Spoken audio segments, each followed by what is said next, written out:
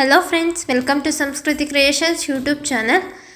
Morning ಬ್ರೇಕ್ಫಾಸ್ಟ್ಗೆ ತುಂಬ ಈಸಿಯಾಗಿ ತುಂಬ ಟೇಸ್ಟಿಯಾಗಿ ಮಾಡ್ಕೊಳ್ಬಹುದಂತಹ ಮಾರ್ನಿಂಗ್ ಬ್ರೇಕ್ಫಾಸ್ಟ್ ಬಂದು ಅವಲಕ್ಕಿ ಉಪ್ಪಿಟ್ಟು.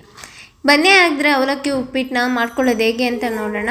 ಮೊದಲಿಗೆ ನಾನಿಲ್ಲಿ 2 ಕಪ್ಪಷ್ಟು ಅವಲಕ್ಕಿನ ತೊಗೊಂಡಿದ್ದೀನಿ, ಗಟ್ಟಿ ಅವಲಕ್ಕಿ.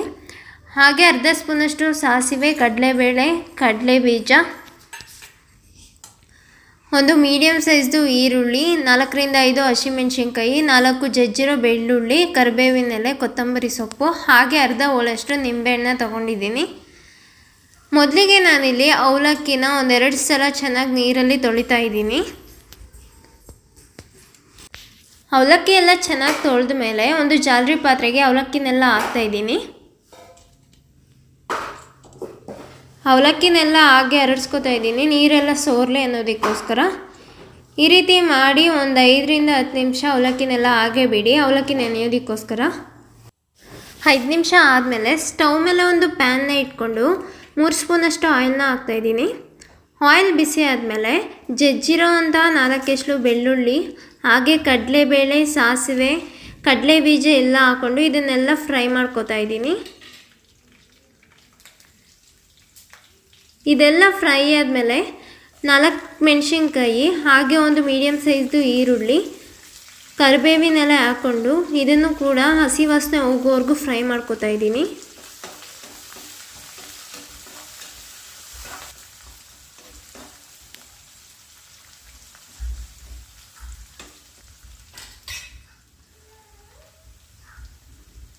ಈರುಳ್ಳಿ ಎಲ್ಲ ಫ್ರೈ ಆಗಿದೆ. ಈಗ ರುಚಿಗೆ ತಕ್ಕಷ್ಟು ಉಪ್ಪನ್ನ ಹಾಕ್ಕೊಂಡು ಅರ್ಧ ಸ್ಪೂನಷ್ಟು ಅರಿಶಿನ ಪುಡಿ ಹಾಕಿ ಎಲ್ಲ ಮಿಕ್ಸ್ ಮಾಡ್ಕೊತಾ ಇದ್ದೀನಿ.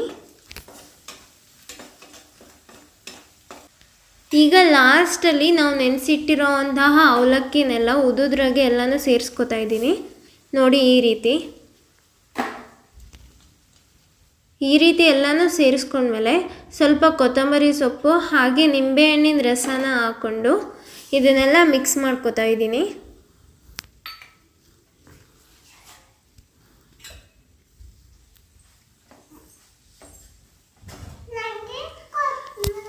ಎಲ್ಲನೂ ಕೂಡ ಇದೇ ರೀತಿ ಮಿಕ್ಸ್ ಮಾಡ್ಕೊಳ್ಳಿ.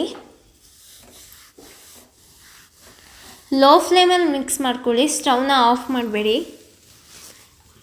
ಎಲ್ಲ ಮಿಕ್ಸ್ ಆಗಿದೆ ನೋಡಿ. ಅವಲಕ್ಕಿ ಉಪ್ಪಿಟ್ಟು ಅಥವಾ ಅವಲಕ್ಕಿ ಚಿತ್ರಾನ್ನ ರೆಡಿ ಆಗಿದೆ. ತುಂಬಾ ಟೇಸ್ಟಿಯಾಗಿರುತ್ತೆ.